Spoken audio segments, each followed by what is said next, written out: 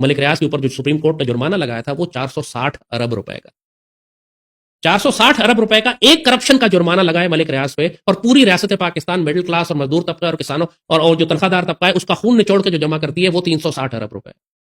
یعنی آپ ایکچولی یہ جو ملک ریاض سے جرمانہ 460 ارب روپے حکومت لیتی ہے اس کے بدلے آپ پورے ملک کا انکم ٹیکس ایک سال کے لیے معاف کر سکتے ہیں. اتنا پیسہ صرف ایک کیس میں ریاست پاکستان نکلوا سکتی ہے اگر ان سے نکلوا لیں.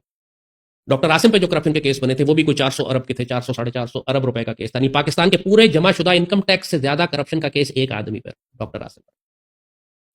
اب ثابت تو ظاہر عدالتوں میں نہیں ہوا کہیں پہ، کیونکہ ساری عدالتوں کون سا کیس، ایک کرپشن کا کیس پاکستان کی ریاست بتا دیں کہ جو ثابت ہوا اور جس کے اور انہوں نے پھر لاز بھی ایسے بنائے کہ اگر آپ چلے ثابت بھی کر لیتے ہیں تو آپ اس کا 10% 15% پلی بارگن کر کے ہمیں دے دیں. یعنی اگر آپ نے 100 ارب روپیہ کرپشن کا ریاست پاکستان کا چوری کیا ہے تو آپ ہمیں 5 ارب 6 ارب 10 ارب ہمیں دے دیں، 90 ارب رکھ لیں اور کیس کلوز کر دیتے ہیں ہم. یعنی اس قسم کے انہوں نے قوانین بنا دیے ہیں کہ اب ممکن ہی نہیں ہے کہ ریاست پاکستان میں کسی حرامی کو فائنینشیل کرپشن پہ، اکنامک ٹیررزم پر سزا سنائی جا سکے.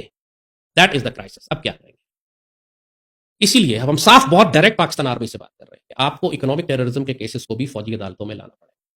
جس طرح آپ ٹی ٹی پی اور بی ایل اے کے دہشت گردوں کو لاتے ہیں، آپ ان سارے کیسز کو لیں، اپنے پاس لے کر آئیں، اور آپ کو ان کو وہی سزا دینی پڑے گی جو زمین میں فساد کرنے والوں کو دیتے ہیں. اللہ اس کے رسول صلی اللہ علیہ وسلم کا حکم ہے کہ چور کے ہاتھ کاٹ دو. اسی وجہ سے حکم فرمایا ہے نا.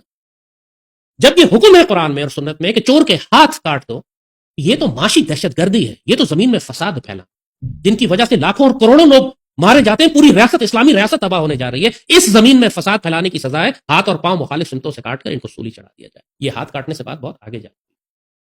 آپ اگر یہ اللہ کا حکم نافذ نہیں کریں گے معاشی دہشت گردوں پر، تو پھر ریاست پاکستان اللہ نہ کرے یوگوسلاویا کی طرح، سوویت یونین کی طرح، خلافت عثمانیہ کی طرح، مغلوں کی طرح اس کا وجود بھی خطرے میں پڑ جائے.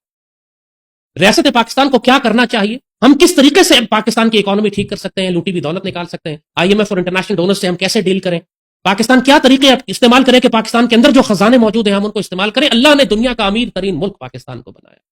کون سا خزانہ ہے جو ہمارے پاس نہیں ہے؟ 220 ارب ڈالر کا انہوں نے قرض چڑھا دیا ہے پاکستان کے اوپر. صرف تھر کا کوئلہ اس کی جو ورتھ ہے، اس کی جو قیمت ہے وہ 2000 ارب ڈالر سے زیادہ، 2 ٹریلین 3 ٹریلین ڈالر سے زیادہ، بلکہ میں اسٹیٹسٹک دیکھتا ہوں شاید اس سے بھی زیادہ، ایک تھر کا کوئلہ. اور اس طرح اللہ نے جو خزانے پاکستان کو دیے، ریکوڈیک کا سونا وہ 1000 ارب ڈالر، 1 ٹریلین ڈالر کا سونا اور کاپر وہاں ریکوڈیک میں صرف رکھا، جو ہم نے 6 ارب ڈالر کے چکر میں اس میں سے آدھا سونا 500 ارب ڈالر کا سونا اسرائیل کے یہودیوں کو دے دیا عمران نے. استغفر اللہ. اللہ نے جو خزانے ہمیں دیے ہیں ہم اس طرح ان کو اٹھا کے یہودیوں کو اور دشمنوں کو اور چائنیز کو اور غیر ملکی طاقتوں کو فروخت کر رہے ہیں. اور جو ہمارے پاس وسائل ہیں ان کو ہم استعمال نہیں کرتے، کیونکہ جو اشرافیہ ہے اس کا کمیشن اور کک بیک اور کٹس ہوتا ہے، کیونکہ یہ پرلے درجے کی حرامی اشرافیہ جو غیر ملکی طاقتوں کے لیے کام کرتی ہے، جو اپنے سارے وسائل ملک سے باہر رکھتی ہے، کبھی پاکستان کو خوشحال نہیں ہونے دے گی.